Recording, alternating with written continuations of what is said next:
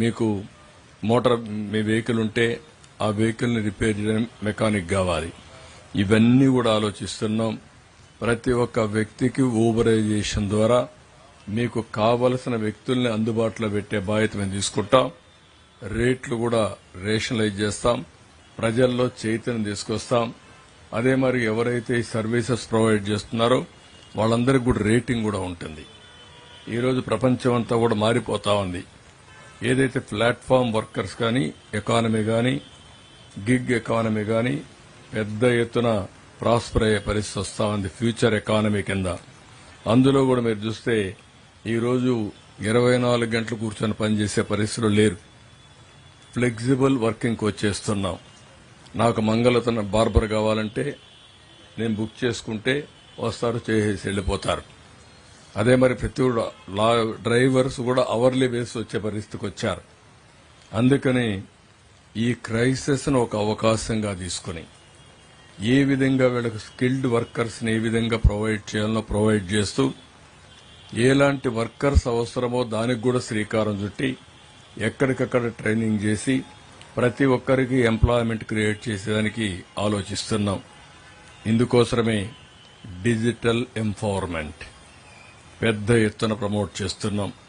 ప్రతి ఒక్కరికి సెల్ ఫోన్లో ఏ పనులు చేసుకోవచ్చు, ఇంటి దగ్గర కూర్చొని ఏ విధంగా సర్వీసెస్ ని ఉపయోగించుకోవచ్చు, లేకపోతే మీకు కావాల్సిన రిక్వైర్మెంట్స్ ఏ విధంగా ఇంటికే తెప్పించుకోవచ్చు, మీరు ఉత్పత్తి చేసే ఉత్పత్తులను ఏ విధంగా మార్కెట్లో అమ్ముకోవచ్చు, మీకు ఏ ప్రోడక్ట్ కావాలన్నా ఆ ప్రోడక్ట్ ని ఏ విధంగా తెప్పించుకోవచ్చునో అవన్నీ కూడా నేర్పించడం కోసం పెద్ద ఎత్తున డిజిటల్ ఎంపవర్మెంట్కి వెళ్తున్నాం.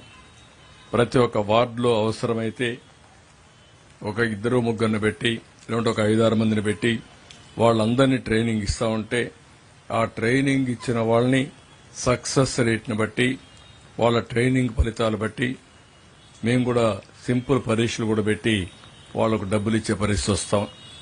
ఆన్రోరియం అంటే ఇది కూడా ఇంటి దగ్గర కూర్చొని 10 రూపాయలు సంపాదించుకునే మార్గం. దీనివల్ల భవిష్యత్తులో ఎకానమీ కూడా చాలా మార్పులు రాబోతున్నాయి. నేను అందుకే దాన్ని ముందుగానే ఆలోచించి మొన్న కూడా నేను చెప్పాను, డ్రోన్స్ తో ఫస్ట్ టైం ఫుడ్ అందించాం. మనిషి రీచ్ కాలేని దగ్గరికి డ్రోన్ వెళ్లగలిగింది. దాన్ని ఇంకా ప్రాక్టీస్ చేస్తే చాలా రిమోట్ ప్లేస్ నుంచే మనం పంపించే పరిస్థితి వస్తుంది. ఎవరన్నా కష్టాల్లో ఉన్నానని ఫోన్ చేస్తే అక్కడి నుంచి మనం ఆ ఫోన్ ఏదైతే ఉందో జీపీఎస్ చూసుకుని ప్రోగ్రామింగ్ చేసి నేరుగా అతనికి పంపించే అవకాశాలు వస్తాయి. ఇలాంటి అనేకమైనటువంటి మార్పులు తీసుకురావాలని ఒక డ్రోనే కాదు, ఒక సీసీటీవీ కెమెరా, ఒక సెల్ ఫోన్, ఈ 3 ఉపయోగించుకుని నాలెడ్జ్ ఏదైతే ఉందో ఆ నాలెడ్జ్ అంతా కూడా ఊబరైజేషన్ ద్వారా ఆర్టిఫిషియల్ ఇంటెలిజెన్స్ గాని, మెషిన్ లెర్నింగ్ గాని, అనలిటిక్స్ కూడా తయారు చేసి నిర్ణయాలు ప్రాపర్గా చేసే విధంగా కూడా ముందుకు పోబోతున్నాం.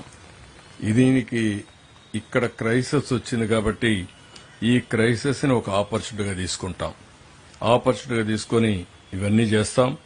ఇంకొక పక్కన ప్రతి ఒక్క కుటుంబానికి ఈ రోజటి నుంచి 3 రోజుల్లో మాక్సిమం, ఈ రోజు ఒక రోజు అయింది, రేపు ఇంకొక 2 రోజుల్లో 100% మనం ఇవ్వాల్సినవన్నీ కూడా ఇవ్వడానికి ప్రయత్నం చేస్తున్నాం. అంటే ప్రతి ఒక్క కుటుంబానికి 25 కేజీల బియ్యం, 1 కేజీ కందిపప్పు, 1 కేజీ చక్కెర, 1 లీటర్ పామాయిల్, 2 కేజీలు బంగాళాదుంపలు, 2 కేజీలు ఉల్లిపాయలు, ఈ 6 ఐటమ్స్ తో ఒక ప్యాకేజ్ ఇస్తున్నాం. నేను మళ్లీ చెప్తున్నా, ఇవన్నీ కూడా ఈ ప్రభుత్వం మీకు ఇచ్చే ఒక ప్యాకేజ్. ఇక్కడ చిన్న పెద్ద వ్యత్యాసం నేను చూడడం లేదు. పేదవాడ ధనికుడని కూడా చూడడం లేదు. ఈ రోజు ఈ తుఫాను, ఈ యొక్క వరదలైతే అందరినీ సమానంగానే చూశాయి. కింది ఫ్లోర్ లో ఉంటే అందరూ కూడా బట్టలతో సహా పోగొట్టుకున్నారు.